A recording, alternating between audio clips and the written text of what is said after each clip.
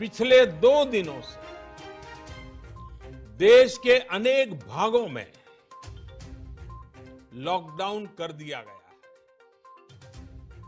दोस्तों नमस्कार, जय हिंद, वंदे मातरम भाइयों और बहनों। तो स्वागत है आपका देश के सबसे बड़े न्यूज चैनल पर। तो टुडे ब्रेकिंग न्यूज के साथ में देश और राज्य की 10 बड़ी खबरों को लेकर हाजिर हो चुके हैं। सभी खबरें सिलेक्टेड और आपके काम की हैं।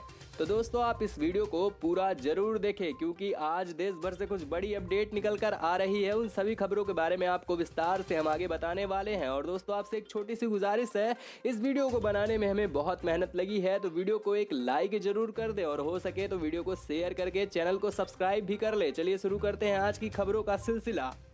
सरकार के लिए सिर दर्द बना गुटखा, पान, तंबाकू फिर लग सकता है बैन। जी हाँ दोस्तों, अनलॉक 1 के दौरान गुटखा, पान और तंबाकू पर रोक हटाने का मतलब अब सरकार के लिए सिर दर्द साबित हो रहा है। सार्वजनिक स्थलों और जगह जगह पर पान, गुटखा और तंबाकू की पीक थूकने की लगातार शिकायतें मुख्यमंत्री अशोक गहलोत और मुख्य सचिव डीबी गुप्ता तक पहुंच रही है, जिसके बाद सरकार अपने इस फैसले पर पुनर्विचार कर रही है। सूत्रों की माने तो सरकार लॉकडाउन 5.0 के लिए जारी की गई गाइडलाइन में बदलाव कर गुटखा, तंबाकू और पान के सेवन पर फिर रोक लगा सकती है। बताया जा रहा है कि सरकार के पास लॉकडाउन 5.0 की गाइडलाइन की अवहेलना करने की शिकायत पहुंच रही है। उनमें सबसे ज्यादा शिकायतें मास्क नहीं लगाने और गुटखा, पान, तंबाकू का सेवन कर सार्वजनिक स्थलों पर थूकने की शिकायत ज्यादा मिल रही है। पुलिस के अलावा कई सामाजिक संगठनों ने भी इस तरह की शिकायत मुख्य सचिव डीवी गुप्ता को भेजी है, जिसमें कहा गया है कि लोग गुटखा,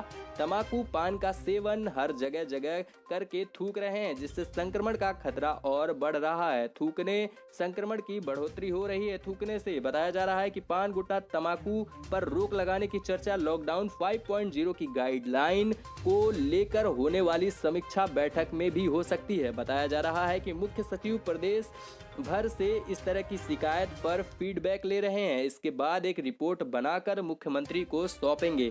वहीं गाइडलाइन के मुताबिक प्रत्येक व्यक्ति को मास्क लगाना अनिवार्य है, लेकिन बड़ी संख्या में सरकार के पास मास्क नहीं लगाने की शिकायतें भी पहुंच रही हैं, जिसके बाद सरकार मास्क नहीं लगाने पर भारी जुर्माना लगाने का प्रावधान कर सकती है। सरकार का मानना है कि सरकार की सख्ती करने का उद्देश्य पैसे वसूलना नहीं है, लोगों को अपने स्वास्थ्य के प्रति गंभीर करना है। गौरतलब है कि लॉकडाउन 5.0 के दौरान मास्क अनिवार्य रूप से लगाने और धूम्रपान करने वाले लोगों से जगह जगह नहीं थूकने के निर्देश दिए गए थे। ऐसा नहीं करने वालों के खिलाफ कड़ी कार्रवाई की बात कही जा रही है। यानी कि दोस्तों अब सरकार पान, गुटखा खाने वालों के खिलाफ बहुत बड़ी कार्रवाई कर सकती है, भारी रकम जुर्माने के तौर पर भी ले सकती है। तो दोस्तों अगर आप भी गुटखा, पान सेवन करते हैं तो आप भी हो जाएं सतर्क, वरना सरकार के द्वारा आपको भी जुर्माना भरना पड़ सकता है। दोस्तों सरकार के द्वारा इस मुहिम के बारे में आपका क्या कहना है, कमेंट बॉक्स में नीचे हमें जरूर बताएं। दोस्तों अगर आपकी भी सैलरी 21,000 रुपए से कम है तो आपके लिए एक सुनहरा मौका है। सरकार द्वारा इस योजना में आपको कई लाभ मिल सकते हैं। कोरोना वायरस संकट को रोकने के लिए लगभग 72 दिन का लॉकडाउन किया गया था। हालांकि लॉकडाउन अभी भी पूरी तरह खोला नहीं गया है। महामारी से लोगों को बचाने के लिए सरकार लगातार कदम उठा रही है।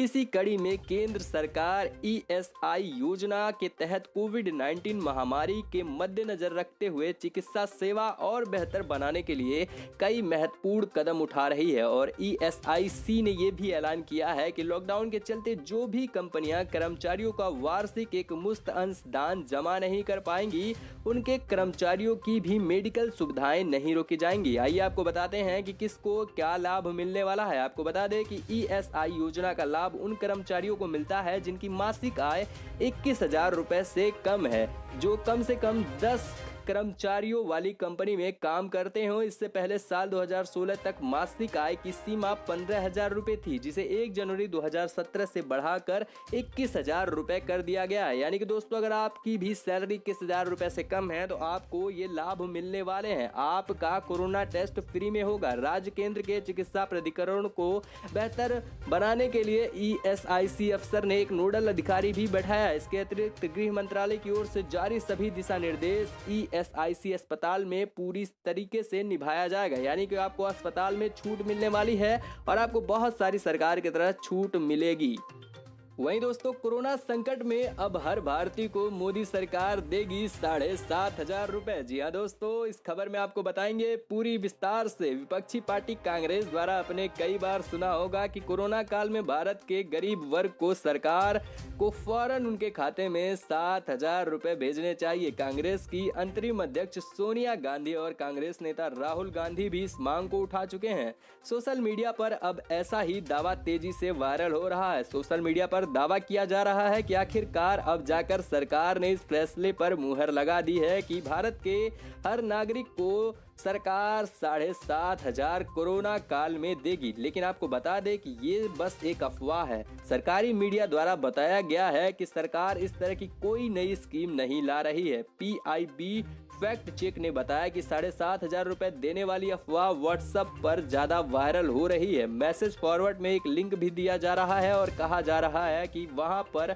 अपने बैंक अकाउंट और बाकी डिटेल दीजिए, जिसके बाद सरकार आपके अकाउंट में पैसे भेजेगी। लिंक में नीचे फॉरवर्ड मैसेज में एक नोट भी लिखा है जिसमें लिखा है कि सरकार की सेवा का लाभ सिर्फ एक बार ही मिलेगा। व्हाट्सएप में आने वाले इस तरह के मैसेज से आप सावधान रहें, क्योंकि दोस्तों आप अपनी डिटेल डालेंगे और आपके डिटेल का वहां पर मिसयूज हो सकता है। तो दोस्तों कृपया करके आप वहां पर डिटेल ना डालें, क्योंकि ये एक फेक है। क्योंकि दोस्तों सरकार ने खुद सिद्ध किया है कि हमने कोई इस प्रकार की योजना नहीं जाहिर की है। तो दोस्तों क्या आपके पास इस प्रकार का कोई मैसेज आया है? अगर आया है तो कमेंट बॉक्स में नीचे हमें जरूर बताएं। और दोस्तों अगर आपके पास भी इस प्रकार का कोई मैसेज फिलहाल कभी भी भविष्य में आता है तो आप उसे डिलीट करें, शेयर ना करें दोस्तों, ताकि और भी लोग इससे जागरूक हो सकें और बच सकें।